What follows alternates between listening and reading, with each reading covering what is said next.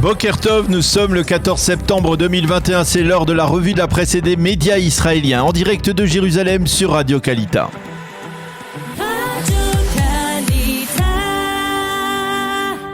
En effet, nous retrouvons notre correspondant à Jérusalem, Daniel Haïk. Et Daniel, un mot inquiétant revient ce matin en manchette des principaux quotidiens israéliens. Et ce mot en hébreu, c'est aslama, qui signifie escalade, en l'occurrence escalade de la violence. Et oui, Lana, le Israël Hayom titre ce matin « On se prépare à une escalade de la violence ». Et le journal mentionne l'attentat qui s'est produit hier après-midi près de la gare routière de Jérusalem. Attentat au cours duquel 2 jeunes étudiants d'une yeshiva ont été blessés par un terroriste palestinien.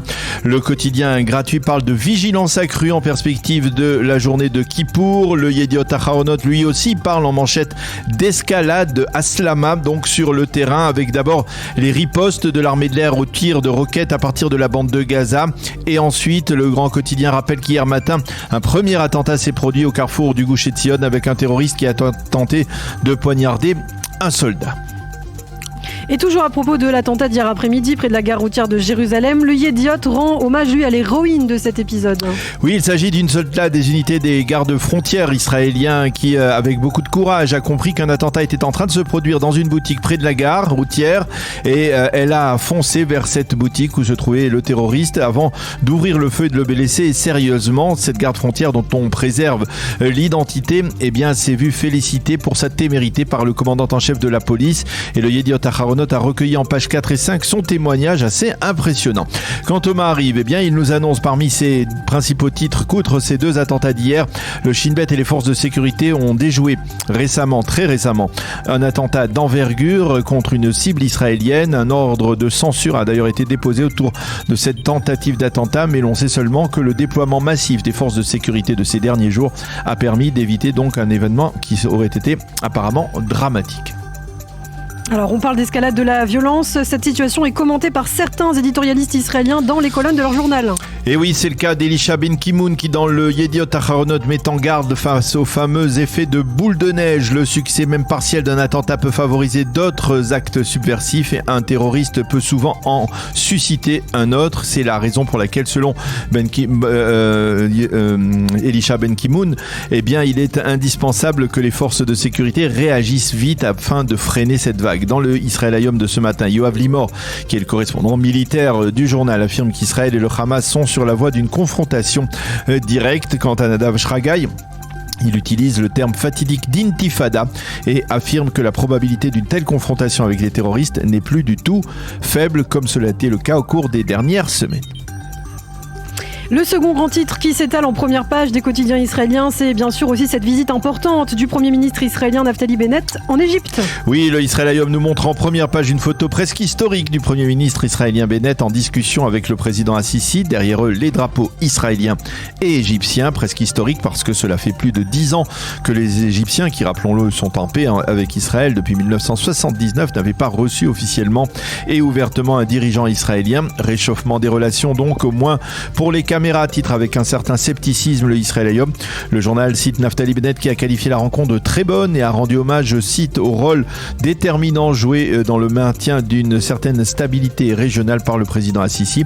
Le Yediot nous montre également la même photo de Naftali Bennett et du président égyptien hier à Sharm el-Sheikh et cite dans son titre une déclaration du Premier ministre israélien qui parle de cette rencontre comme d'une base en perspective d'un lien solide entre les 2 pays. Les journaux expliquent que les 2 leaders ont passé en revue les principaux dossiers brûlants, en particulier celui de la bande de Gaza, mais aussi celui de la situation générale des Palestiniens en Judée et en Samarie. Et puis également, bien entendu, les 2 hommes ont parlé de l'Iran et des menaces terroristes. Une rencontre importante, là encore bien sûr commentée par les principaux commentateurs israéliens. Oui, Smadar Perry, qui d'une certaine manière a repris du service en tant que spécialiste du monde arabe du Yediot Aharonot, reste prudente ce matin. Oui, c'est un nouveau début, mais un début conditionné et limité par ce qu'elle appelle l'éléphant au milieu d'une boutique de porcelaine, à savoir le fameux dossier palestinien, qui est bien plus prioritaire pour le président égyptien qu'il ne l'est pour le Premier ministre israélien. La prudence reste de mise, écrit-elle donc ce matin pour Assisi. et d'expliquer que la présentation du plan de Yair Lapid la veille de la rencontre était destinée à augmenter le capital de confiance du président égyptien envers le nouveau gouvernement israélien. Oded Granod, le spécialiste du monde arabe dans le Israël Hayom, évoque en marge de cette rencontre ce qu'il appelle la paix anormale avec l'Égypte et d'expliquer que d'un côté la coordination sécuritaire entre Israël et le Caire est bien plus étroite qu'elle ne l'a jamais été, mais que parallèlement, Sisi reste toujours très réticent à toute forme de normalisation avec Israël et celle-ci est bien moins active qu'à l'époque de Hosni Moubarak. Dans le reste de l'actualité, le Maariv, lui, se fait l'écho du dernier discours prononcé hier par le leader du Hezbollah. Oui, pourquoi ? Parce que dans ce discours, Hassan Nasrallah mentionne l'évasion des 6 terroristes palestiniens. Il leur rend hommage et les qualifie de héros. Il appelle à protéger ceux qui sont encore en fuite. Selon lui, cette évasion aura des répercussions importantes.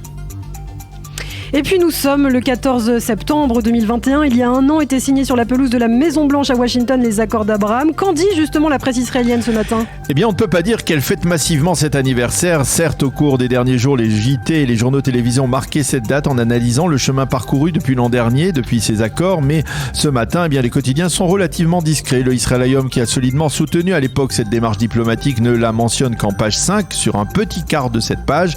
Et c'est pour insister sur la cérémonie organisée hier à l'ONU par l'ambassadeur d'Israël sur place, Gilad Ardan. Celui-ci a réussi à rassembler au cours de cette réception près de 70 ambassadeurs en poste dans le Palais de Verre et il a lancé un appel à façonner une alliance pour faire face à la menace iranienne. Quant au Yediot Ahronoth, il ne fait tout simplement pas mention ce matin de cet anniversaire.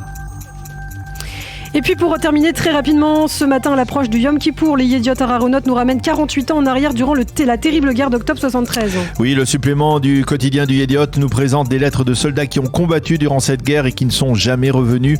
Des lettres émouvantes conservées souvent par leur famille, comme celle de Shimon Cohen, qui est mort dans les combats du Sinaï contre les Égyptiens, qui écrit à sa mère une lettre qui est datée du 13 octobre, en pleine fête de Sukkot.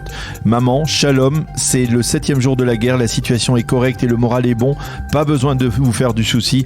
Certes, cela fait longtemps que nous n'avons pas pris de douche, mais même cela passera. Chag Sameach, Shabbat Shalom. Le bonjour à ma sœur Claire, à Chaim et à Ziva, écrit Shimon Cohen, qui sera tué à la fin de la guerre.